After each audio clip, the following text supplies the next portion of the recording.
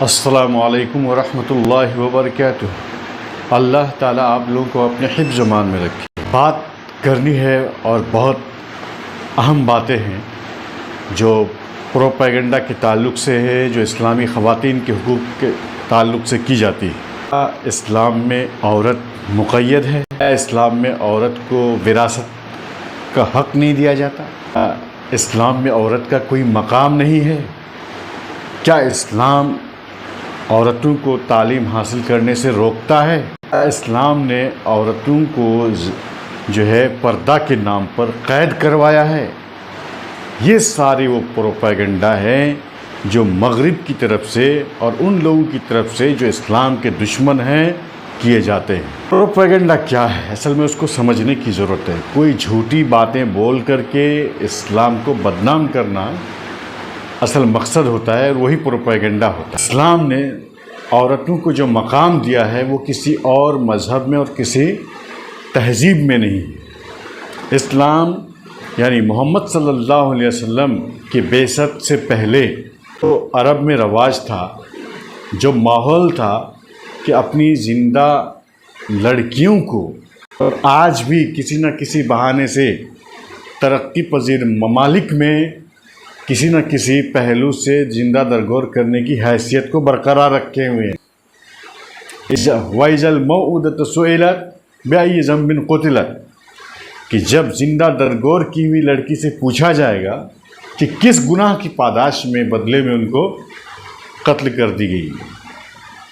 اس لیے اسلام نے ماں کی حیثیت سے، بیٹی کی حیثیت سے، بیوی کی حیثیت سے، طالبہ کی حیثیت سے الگ الگ مقام دیے ہیں جو مقام کہیں حاصل نہیں۔ دوسری جو بات کی جاتی ہے کہ ایک دم پردہ میں قید رکھتا ہے اسلام، ارے بھائی پردہ میں قید نہیں رکھتا، بلکہ وہ پروٹیکشن ہے، تحفظ ہے، عزت ہے اس میں۔ مثالیں آپ سنتے رہتے ہیں، وہ چاکلیٹ جو ڈھکا ہوا رہتا ہے اس کی اپنی ایک عزت ہے، اور اس میں کیا ہے، اس چاکلیٹ میں چیونٹی یا کیڑے وغیرہ نہیں پڑتے، مگر وہ چاکلیٹ جو ڈھکے ہوئے نہیں رہتے، آپ کہہ لیجئے ہزار طرح کے جراثیم سے ہو کر وہ گزرتے ہیں۔ پردہ نہیں ہونے کی وجہ سے، بہت زیادہ آزادی دینے کی وجہ سے پردہ کے نام پر ترقی یافتہ ممالک یا نہیں تو اپنے ہی ملک میں بہت ہی زیادہ جو سرمایہ کاری کرنے والے لوگ ہیں، عورتوں کو بس ایڈورٹائز کے لیے استعمال کرتے ہیں، عورتوں کو بس اشتہار کے لیے استعمال کرتے ہیں، اور ننگا پن کی وجہ سے، بے پردگی کی وجہ سے، غلط آزادی کی وجہ سے آج دہلی میں، ممبئی میں اور پتہ نہیں ہمارے ملک عزیز میں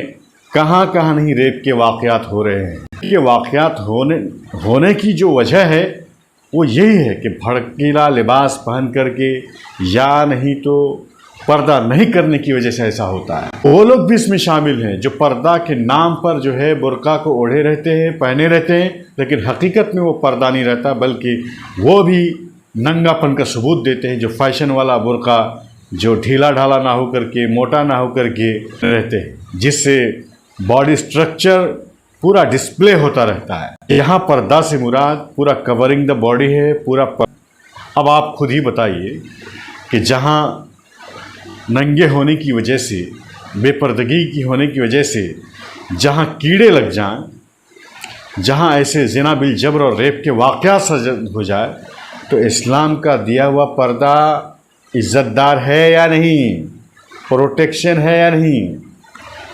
تیسرا پروپیگنڈا جو کیا جاتا ہے کہ اسلام نے عورتوں کو پڑھنے کے لیے، تعلیم حاصل کرنے کے لیے حق نہیں دیا ہے۔ ارے یہ تو مذہقہ خیز والی بات ہو جاتی ہے۔ یہ جو قرآن جو ہے وحی جو نازل ہوئی ہے، اس کی جو آیت ہے پہلی، وہ اقرا سے شروع ہے، اقرا بسم ربک الذی خلق، اور اقرا کا مطلب پڑھو، پڑھنے سے مراد اس میں سب شامل ہیں، سب مخاطب ہیں۔ حدیث بہت مشہور ہیں، علماء حضرات تقاریر میں پیش کرتے ہیں، واعظین سناتے ہیں، کیا سناتے ہیں جی؟ طلب العلم فریضۃ علی کل مسلم، حدیث میں بخاری کی حدیث ہے، صحیح حدیث ہے، اوتھینٹک ہے، اس میں تمام مسلمانوں پر علم حاصل کرنا فرض قرار دیا گیا ہے، اس میں عورت بھی شامل ہے، اس میں مرد بھی شامل ہے۔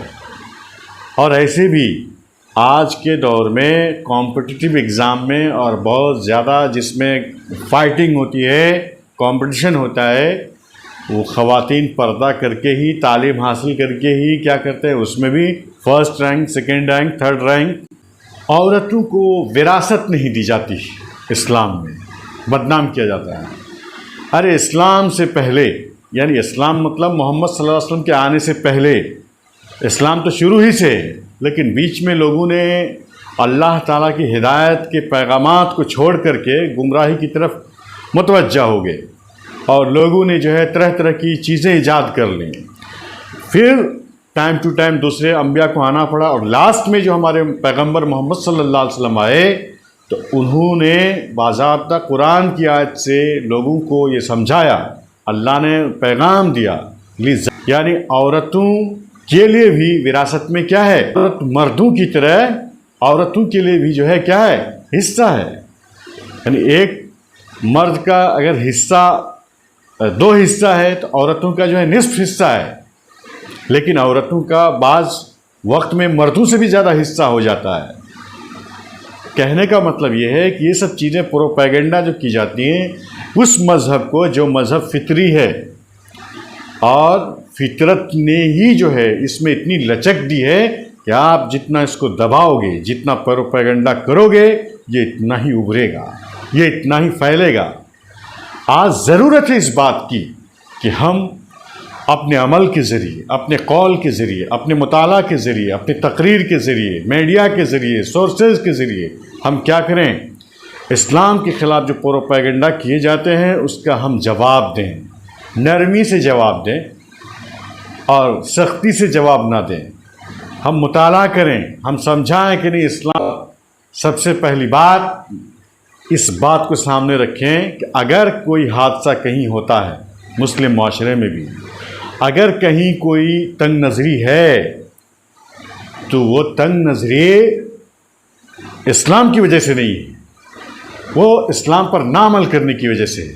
آپ کو معلوم ہونا چاہیے حضرت خدیجہ رضی اللہ تعالیٰ عنہ حضور صلی اللہ علیہ وسلم کی بیوی تھیں اور ہماری ماں لگتی ہیں، وہ کامیاب تاجرہ تھی۔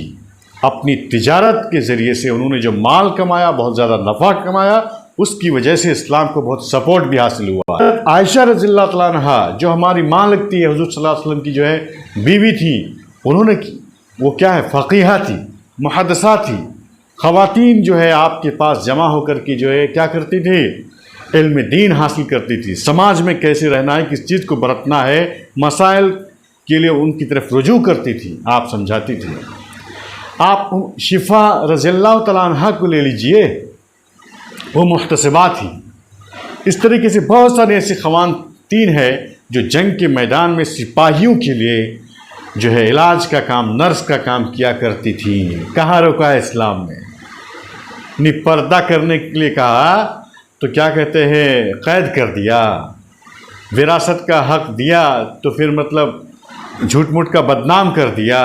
تعلیم کا حق دیا تو کیا کہتے ہیں، دین کی تعلیم حاصل کرنے کے لیے کچھ کرائٹیریا بھی متعین کر دیا، عورتوں کو جب پردہ کروا دیا تو یہ بات مشہور کرا دیا کہ کیا کہتے ہیں، اسلام میں تعلیم کا حق حاصل نہیں ہے۔ ساری چیزیں غلط ہیں۔ اس غلط چیز کو آپ عمل سے ہٹائیں، اپنی بچیوں کی، اپنے بیویوں کی، اپنے ماؤں کی، اپنے بہنوں کو جو ہے تھوڑا تھوڑا وقت نکال کر ان کو پڑھائیں، سمجھائیں، اور اپنی بچیوں کو ضرور پڑھائیں۔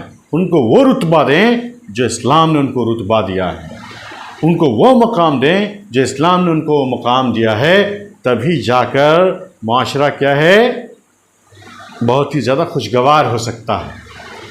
آپ کو معلوم ہونا چاہیے کہ ایک معاشرے میں میاں بیوی جب ساتھ میں رہتے ہیں تو جس طرح مردوں کو حق حاصل ہے اس طرح عورتوں کو بھی حق حاصل ہے۔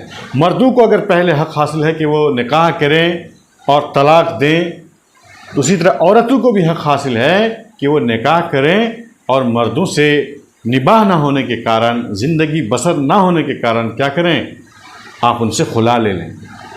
کہنے کا مطلب ہے جس حقوق کی بھی بات کریں گے، اسلام میں زیادہ وسعت ہے اور اسلام نے تمام لوگوں کو حقوق دیے ہیں، چاہے وہ عورت ہو چاہے مرد ہو، اس میں کسی قسم کی تفریق نہیں ہے۔ البتہ البتہ کیا ہے کہ صنف کے حساب سے عورتیں الگ صنف کی ہیں، مرد الگ صنف کی ہیں، ان کے دائرے الگ الگ ہیں، ان کے دائرے کے حساب سے جو ہے نا ان کے حقوق متعین ہیں، اور مرد کے برابر بھی عورت کو کیا ہے رتبہ حاصل ہے۔ آج لوگ فلمی دنیا کے جو لوگ ہیں، گلیمر ورلڈس کے جو لوگ ہیں، ان پر اعتراض نہیں کرتے۔ خواتین جو ناچتی پھرتی ہیں، تھرکتی ہیں اور جو ایکٹرس بنتی ہیں، آپ کو معلوم ہونا چاہیے ایک ایکٹر کی جو سیلری ہوتی ہے اس سے کہیں زیادہ 10 گنا کم کس کی ہوتی ہے؟ ایکٹرس کی ہوتی ہے، جو خواتین ہوتی ہیں، جو ننگے ہو کر ناچتی رہتی ہیں۔ وہاں پر تو سوال نہیں اٹھاتے، وہاں پر تو برابری کی کوئی بات ہی نہیں کرتے۔ کہنے کا مطلب ہے پیارے بھائیوں، دوستو، اسلام کا مطالعہ کیجئے۔ اسلام کا مطالعہ کرنے کے بعد آپ خود کہیں گے کہ اسلام کا قانون ہی پوری دنیا پر نافذ ہونا چاہیے، تاکہ کیا ہو، نہ ریپ ہوں، نہ جاہل لوگ رہیں، سب کو اپنا حق ملے، اور پھر پوری دنیا، پورا سماج خوشگوار ہو جائے۔ اللہ تعالی ہمیں کہنے سننے سے زیادہ عمل کرنے کی توفیق